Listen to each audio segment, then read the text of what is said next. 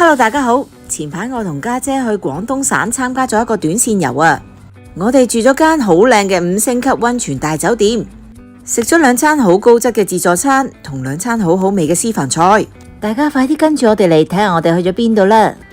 Hello， 大家好，我係椒媽。見到我身後面呢個鳥語花香一個森林嘅背景呢，就知道我去咗一間酒店啦。咁呢2日呢，我就同家姐呢參加咗一個臥底旅行團啊。點解叫做臥底旅行團呢？因為今次2日1夜嘅行程呢，主要都係飲食同埋嘆溫泉為主嘅。我哋食咗黑蒜大鮑魚，仲有招牌燒鵝，仲有好多具本地特色嘅美食。我哋間房間係有個私人大浴池嘅。呢間5星級嘅溫泉度假酒店究竟喺邊度呢？大家就要跟住我哋一齊嚟啦！我哋參加咗上旅遊嘅清遠新世界酒店2日1夜旅行團。出發前1日，我哋收到旅行社嘅 WhatsApp 信息，提我哋帶證件同埋有啲衣着嘅溫馨提示。全香港暫時只有上旅遊呢間旅行社可以安排香港出發。上車地點包括太子、沙田同大埔。我哋今次揀咗由太子站上車。大家喺太子站 A 出口出咗嚟之後，行過對面馬路，再行前少少就係西洋菜北街啦。紅白色嗰架就係我哋嘅旅遊巴啦。旅遊巴開車時間係朝早7點半。而家我哋就開去沙田接埋其他團友啦。上車之後，導遊會派寫住上旅遊嘅貼紙俾大家。話咁快，我哋就嚟到沙田嘅上車點啦，就喺沙田大會堂對出呢個位置。之後再出發去大埔火車站。大埔嘅開車時間呢係朝早8點15分，而家繼續出發去香園圍。去到香園圍之後，我哋會過關，然之後會換另外一架車啦。孭住橙色背囊嗰個就係我哋嘅導遊 Benny 啊，佢擺一張點名卡俾我哋，上面有我哋嘅座位編號同埋食飯坐邊張台嘅資訊。跟住我哋行咗落去蓮塘口岸嘅商場下面嘅停車點，上另外一個旅遊巴，繼續出發去清遠。搭部車個零鐘之後，我哋嚟到第一個休息點。大家可以喺呢度去下廁所，買少少嘢食。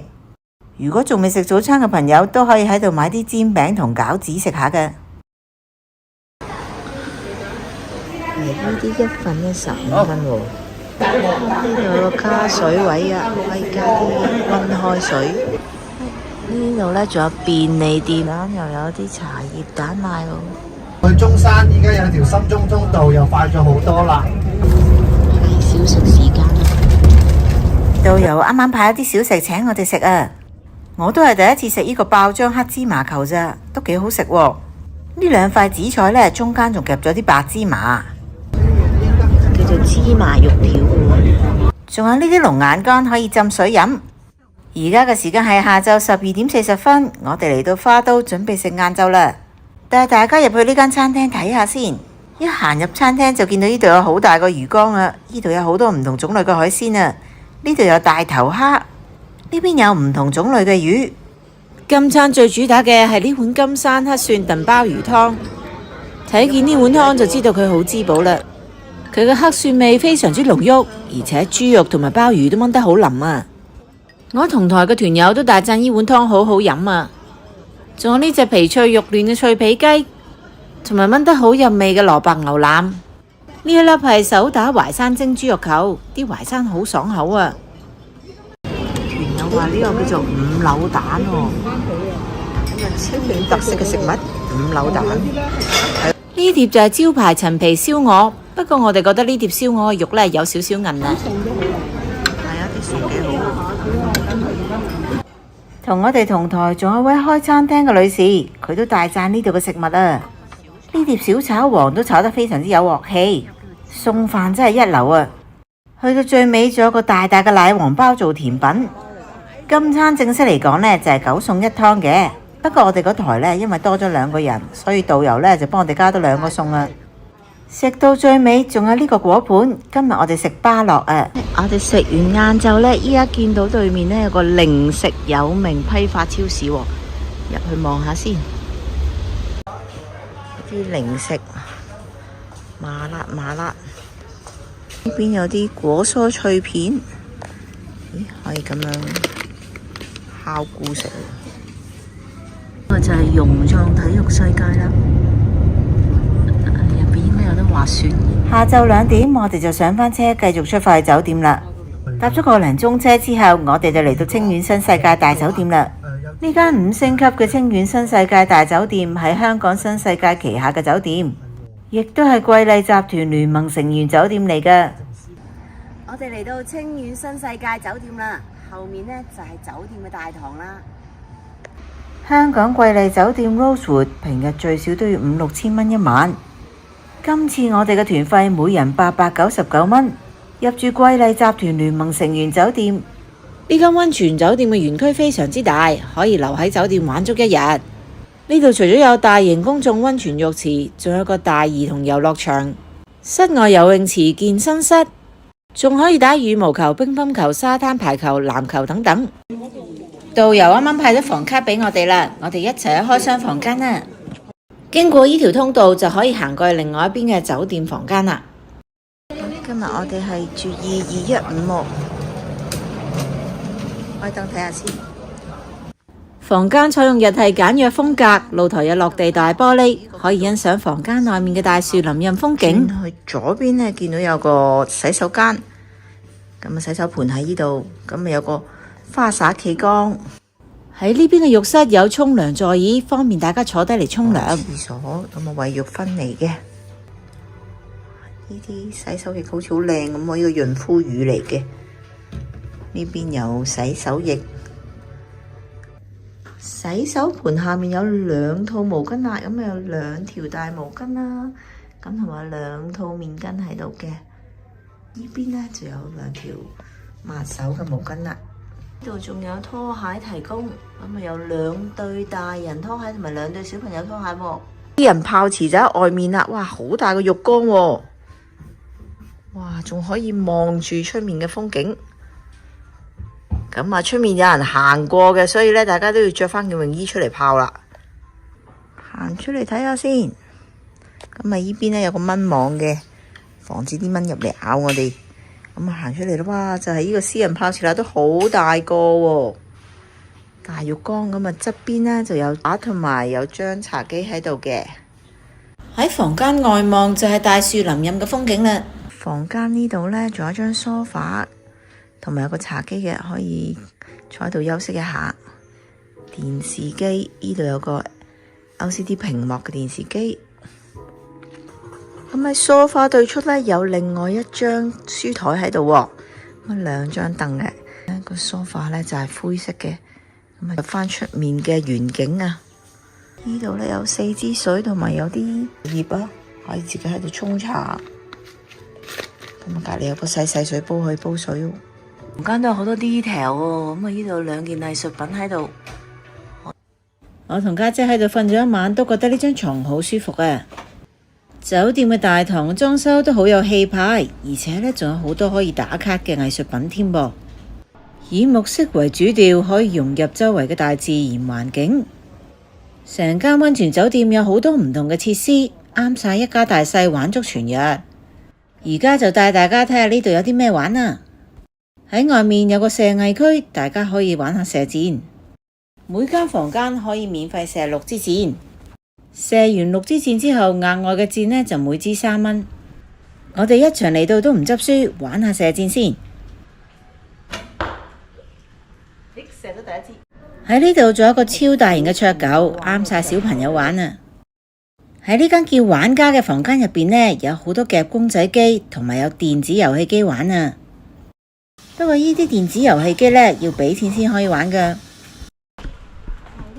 有幾張凳喺度喎，大家咧可以坐喺庭園中心，咁啊可以喺度好放鬆咁樣咧，感受一下呢個大自然嘅環境，因為咧呢度都係被綠樹環抱嘅，咁啊好舒服啊！呢間酒店俾人嘅感覺。佢哋嘅 gym room 都好大，有好多唔同嘅設施，另外咧仲有一個瑜伽房添。佢哋嘅健身室入邊嘅設施咧都非常之齊備。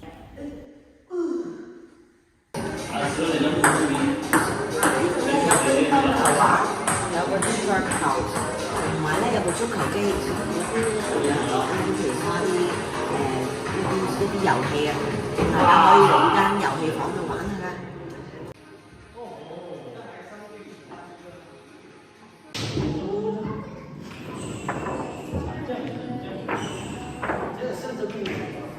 第1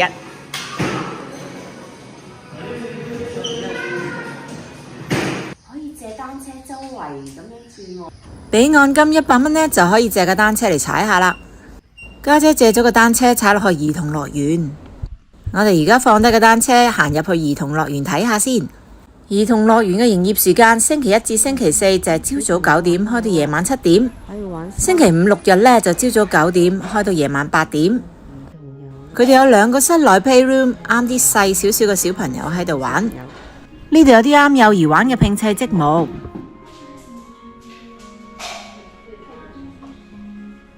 喺呢邊有個廚房仔，啱啲小朋友喺度玩家家酒啊！呢邊嘅兒童遊樂場有瀡滑梯、攀爬網，仲有個小型嘅山坡，俾啲小朋友爬爬跳跳。前面有個小小嘅噴水池，再前面呢就有啲瀡滑梯同埋繩網玩喎。喺呢邊有另外一個室內嘅遊樂場，有個細細嘅 playroom。呢邊有個小小嘅菜園添，種緊空心菜、木瓜同埋紫蘇。呢度仲有得跳彈床添，跳彈床射籃球。呢個係籃球場，有個網球場。咁左邊呢就係羽毛球場啦，拍黑球、pickleball 都可以喺度玩。呢度周圍都有啲日式庭園風景，置身喺呢個環境入邊都可以療愈身心啊！佢哋嘅滅蚊措施應該都做得幾好，我咁野蚊都冇俾蚊咬喎。呢邊就係團體登記嘅大堂，喺呢個大堂嘅旁邊有啲會議嘅設施。嚟到溫泉大酒店，點可以唔試下佢嘅水療設施呢？喺度浸溫泉係需要着泳衣噶，所以大家記住帶套泳衣嚟啦。如果真係唔記得帶泳衣呢，呢度都可以買到泳衣嘅。大家可以參考返牆上面寫嘅溫泉水嘅成分資訊。攞咗鎖匙之後，就可以喺更衣室開個 locker 啦。入邊有毛巾、拖鞋同埋衣架。可能今日係平日，而且落住雨，所以成個水療區都冇乜人啦。清遠擁有好多天然溫泉，溫泉水嘅水質清澈，富含礦物質。清遠嘅溫泉水被認為有助舒緩疲勞、改善皮膚狀況、促進血液循環等等。清遠新世界酒店入邊嘅水療區入邊有大大小小唔同嘅溫泉池，喺溫泉池旁邊呢都有個溫度計，可以睇到泉水嘅溫度。我哋去嘅時候係10月底，天氣已經開始轉涼，咁啱又落住雨，出面天氣涼涼地，我哋浸喺一啲熱熱嘅溫泉水入邊呢，感覺真係好舒服，身體好放鬆啊！大家睇下呢度嘅環境，被樹木環抱，煙雨迷蒙咁樣，係咪好靚呢？蘇花覺得點啊？呢個溫泉 good 啊，好舒服啊！呢個清遠新世界酒店呢，呢個溫泉區呢，浸緊呢個溫泉水，咁我覺得好舒服啊！因為呢，依家係俾大自然環抱住。之後呢度一個個泉呢都係唔同溫度啊！咁我哋呢頭先就喺唔同嘅泉嗰度呢都浸過，仲可以呢喺度自由影相。因為呢今日冇乜人啊，所以呢淨係得我哋2個呢就可以任玩啦。咁我覺得好舒服啊！喺呢度呢邊仲有個室內溫泉池，如果戶外太凍嘅時候都可以入返室內浸㗎。下午5點半開始就可以嚟到餐廳嗰度食自助晚餐啦。餐廳同酒店嘅風格一樣，都係以木色為主調，配合成個酒店區嘅大自然環境。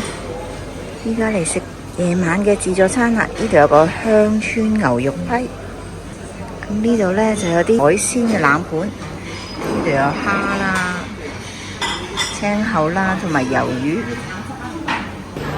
呢邊有啲唔同嘅罐裝汽水。呢度有個沙律吧，咁喺呢度有粟米啦，有車厘茄、青瓜，有啲沙律菜，仲有啲火腿喺嗰邊。喺呢邊有唔同嘅日式卷物，呢度仲有一籠籠嘅點心喎。呢邊有啲五穀雜糧，有粟米啦，有番薯，仲有啲蒸包。喺呢邊呢就有啲熱盤，有一兜番茄湯喺度，同埋有啲魚蛋同埋牛丸。河粉喎，呢度有位廚師喺度，有位大廚喺度可以整河粉。呢邊有啲生果喺度，有番石榴，有蜜瓜，楊桃。呢邊有南瓜湯，有啲炒飯、蔬菜、蝦餅、避風塘炒烤，呢啲係啲炸物嚟嘅。仲有白切雞，仲有叉燒添喎。呢一餐自助餐有好多唔同款式嘅食物，果然係 Rosewood 旗下嘅自助餐，真係非常高質啊！而家我就試下呢個蒜蓉焗生蠔先。食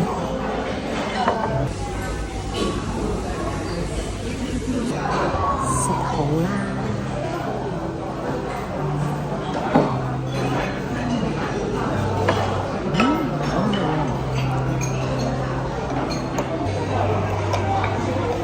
試下佢個清遠雞先，清遠雞聞名海外喎，連尼克遜都話好食嘅清遠雞，試下佢。呢白切雞好食，好雞嚟。呢個係無花果過橋清遠雞啊，嘅特色食物。飲咗呢碗無花果雞湯呢，好清甜啊，好飲啊！佢呢都有好多唔同，同埋呢食物質素呢都係高質嘅。甜品呢個整緊呢個 pancake 嘅可麗餅，姐姐攞咗呢個雪糕食。呢個咩口味啊？呢個紅茶口味喎。焦糖燉蛋呢都係非常之推介俾大家㗎，因為好好食嘅。自助餐嘅時間由下晝5點半去到晚上嘅9點。我哋食完自助餐之後就行出嚟泳池呢度行下散下步啦。自己入錢租水泡，48蚊玩20分鐘啫。泳池嘅範圍都好大，有淺水區，仲有個恒溫暖水池。第二朝早，我哋又喺返酒店嗰度食自助餐啦。睇下佢哋朝早嘅自助餐有啲咩食先。呢邊有啲早餐穀物，呢邊呢就有啲水果，有西瓜、芭樂同埋火龍果。呢邊有牛角包、餐包同埋發棍，仲有啲清遠特色嘅煎餅。呢邊有啲煎餅喎。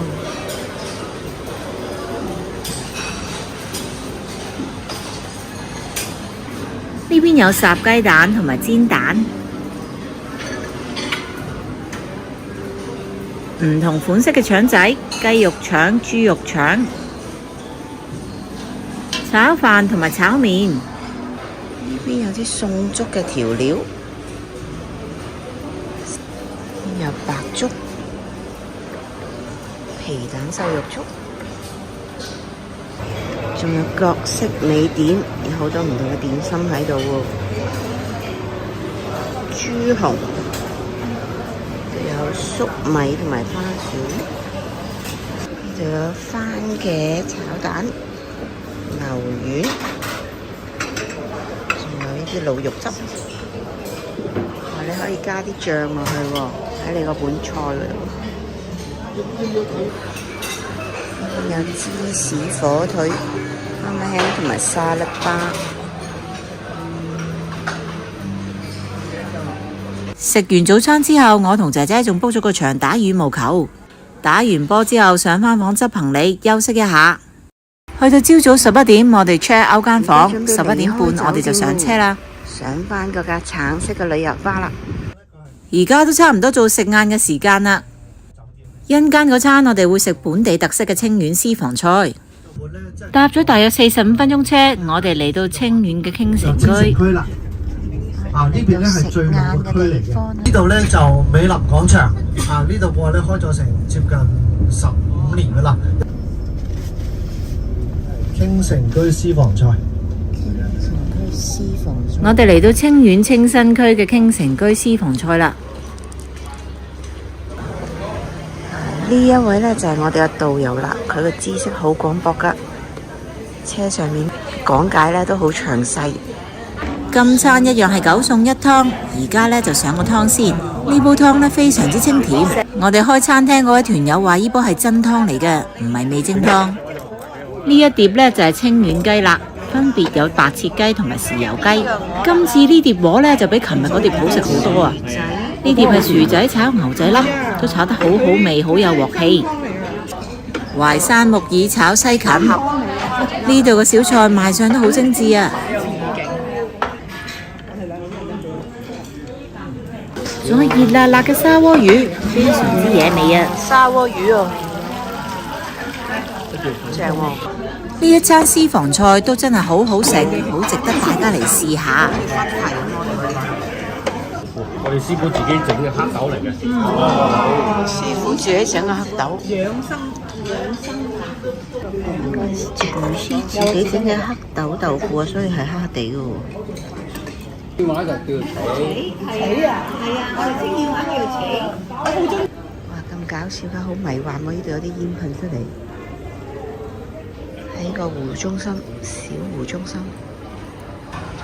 呢邊啲樓咧就保留住個舊城區嘅一啲面貌啦，有啲紅磚屋。因為其中一位團友今日正日生日啊，所以導遊同餐廳方面呢就安排咗呢個切蛋糕嘅儀式啦。一班店員呢仲載歌載舞喺度唱生日歌添。旅行社呢送咗呢個生日蛋糕俾呢位團友，真係好識做啊！依家我哋去下一個景點廣頭村啦，咁喺呢度出發咧都要1個鐘左右。由清新區坐咗1個鐘之後，我哋就去到英德啦。英德最出名嘅呢就係茶葉啊！廣頭村係今日我哋行程嘅最後一個景點。好，我哋嚟到今日行程最尾個景點啦，就係廣頭村啦。咁導遊話咧1315年建村噶啦，咁都有成700幾年嘅歷史啊。咁嗰邊咧都有啲好古色古香嘅建築物啦。咁啊由明朝、清朝到民國嘅時期啦。咁我哋可以過去睇下。就喺呢度影幅相啦，我哋呢度有間咖啡店，前面有啲古色古香嘅建築。呢個魚池景呢真係冇得頂啊！睇下風景幾靚，仲有呢啲特色嘅鄉村建築，令到你呢覺得自己好似穿越咗去另外一個時代咁啊！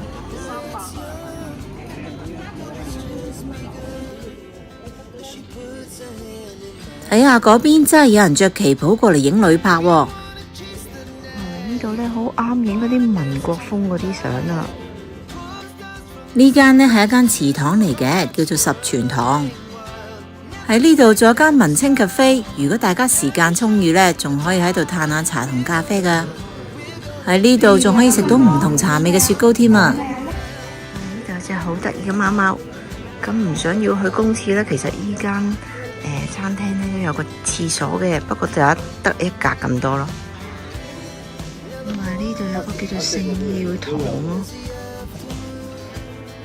逆路。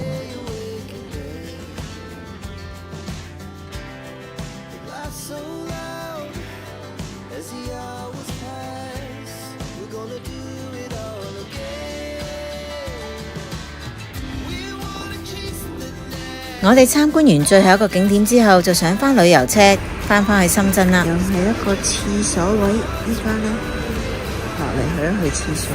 經過呢個休息區，可以去一去廁所買少少小食。我哋今次嘅團費每人899蚊，不過呢個價錢呢就未包導遊費嘅。導遊費呢就每人每日要80蚊，2日團嘅話呢就即是160蚊啦。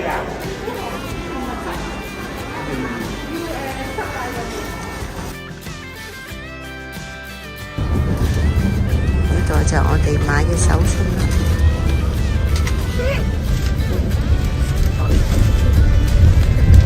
佢就係芝麻爆春卷喎，純手工製作。快啦，離開啦，終於都返嚟羅湖啦。今次我同家姐都好滿意呢個臥底旅行團，每人團費899蚊，住到5星級嘅清遠新世界大酒店。食咗2餐高質嘅自助餐，同埋2餐好好食嘅私房菜，仲有呢間酒店嘅溫泉呢，真係非常之正啊！希望大家中意我哋今次嘅分享，希望大家多多支持，讚好呢條短片，留言俾我哋。如果唔想錯過我哋其他嘅資訊，就記得訂閱埋我哋嘅頻道啊！我哋下次再見，拜拜。